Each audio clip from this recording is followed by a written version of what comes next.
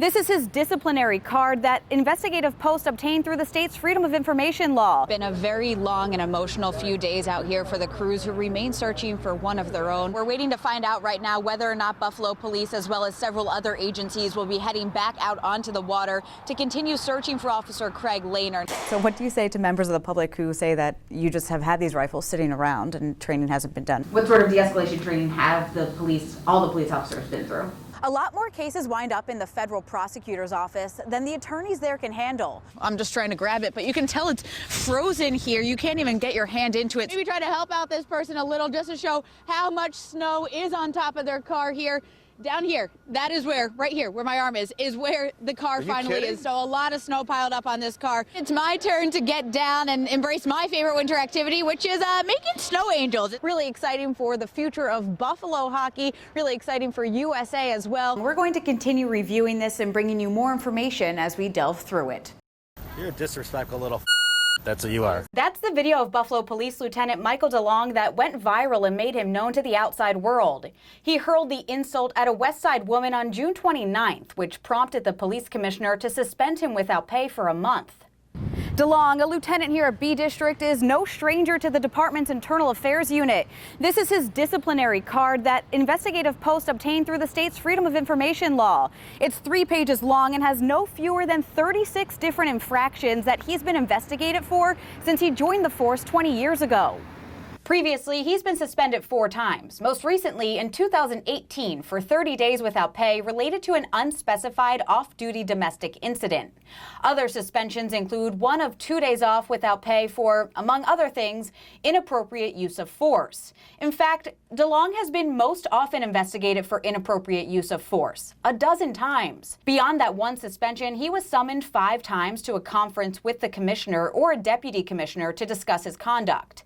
3 other charges involve domestic incidents. The records show there was a complaint linked to domestic violence in 2005 and another in 2017 involving an unspecified domestic matter. Investigators issued a not sustained ruling in both cases, meaning the members of the Internal Affairs Unit couldn't find sufficient evidence to prove or disprove the complaint. The range of other charges filed against DeLong include many violations of department policies, including insubordination, and often result in a finding of not sustained. We tried without success to reach out to DeLong, who lives in Hamburg and earned more than $151,000 last year. John Evans, the president of the Police Benevolent Association, has also looked over this disciplinary card and did the math, saying that this amounts to fewer than 2 complaints launched against DeLong during his 20-year career with the police. Then Evans went on to say that all prior infractions by DeLong have been paid for. For Channel 2 News, I'm Ingersoll with Investigative Post. It's a city and its citizens' worst nightmare, one that's all too common around the United States, a mass shooting. To prepare for something like that, police departments have been increasing their arsenal, equipping officers with guns like these rifles the Buffalo Police Department bought in 2017, wanting to train every patrol member on their use so they can respond to an active shooter. They bought 125 of these guns, spending almost $80,000 in state grant funding to get them. But 2 years later, only 50 of 729 officers have been trained on the rifles. And it's unclear how many of them have received the other necessary instructions. As a result, 75 of those rifles are sitting in the basement at police headquarters here, unused. The training ceased, and they were never put out, which seems like just a colossal waste of money. That's John Evans, president of the Buffalo Police Benevolent Association. He says the lapse in training has left the department vulnerable. Having all officers trained on single-shot semi-automatic rifles would enable them to respond with more firepower at a longer distance versus using their handguns, which is what they have to do now. I want to say we're defenseless, but we're pretty much defenseless against a long-range threat. So what's the holdup? It's not that it's not a high priority, it's just there's no requirement to carry a rifle by DCJS. Going through the accreditation process is among the reasons the police captain says the department has been slow to complete training officers on how to use the .40 caliber carbines. There's also quite a bit of training required, 72 hours to be exact.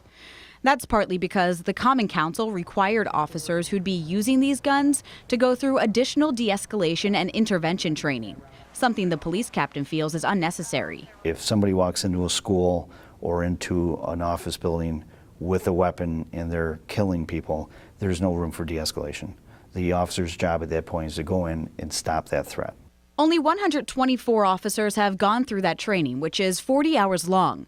The council also required the officers complete another classroom course that lasts 16 hours.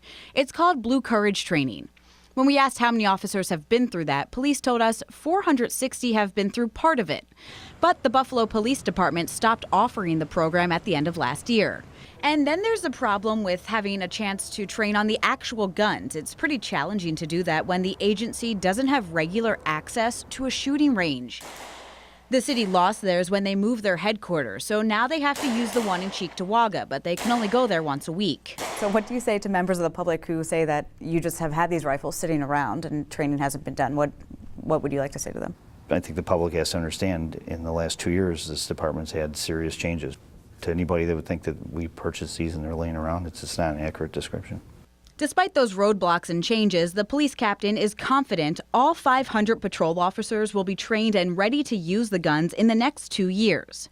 At that point, it'll be 4 years since the department has had them, and the union president says he hopes by then the training won't be reactive to some situation, and the city won't be rushing to train officers on how to use these guns that have been sitting in the armory, locked, loaded, and unused. I would say now that the officers' lives are, have higher priority than either which the move and or accreditation. For Channel 2 News, I'm Allie Ingersoll with Investigative Post. Police disciplinary records have long been a well-guarded secret until last month when the state legislature and governor repealed the law that kept them out of the public eye. On Monday, Buffalo police responded to one of our information requests, and they released documents that listed the 10% of officers investigated most often over the last 5 years for their use of force or interactions with the public that generated a complaint. And now data analysis by Investigative Post is revealing more information about the 29 officers named in those documents. For example, only 12 of them live in the actual city of Buffalo. The current police contract doesn't mandate officers to live in the city. The union president says the administration allowed that to lapse, although there is a bill now pending in the state legislature which would require residency in the city of Buffalo necessary for future hires. As we think through the concept of community policing, that the police be a part of the actual community. Being out in Amherst and coming into Buffalo to police folks that you have no day-to-day interactions with can be tricky because everyone's a stranger at that point, or at least for the most part, everyone is a stranger. And you're less inclined to be empathetic in your approach. The documents also reveal that the officers most frequently investigated are overwhelmingly white, 79%. The department as a whole is 67% white. They police a city where whites are in the minority, making up less than 44% of the population. Analysis also found the average pay for the officers named in the documents topped $100,000.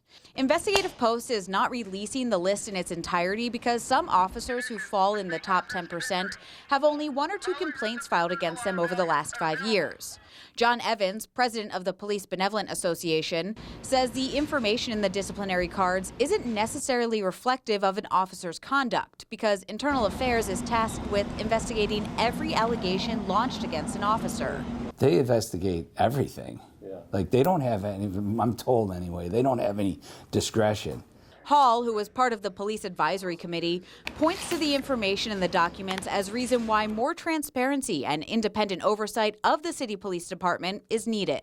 There has long been a narrative that Internal Affairs, and a feeling and the inclination that Internal Affairs does not handle some of these cases appropriately. Folks don't have faith in the disciplinary process that's internal to police departments all over the state.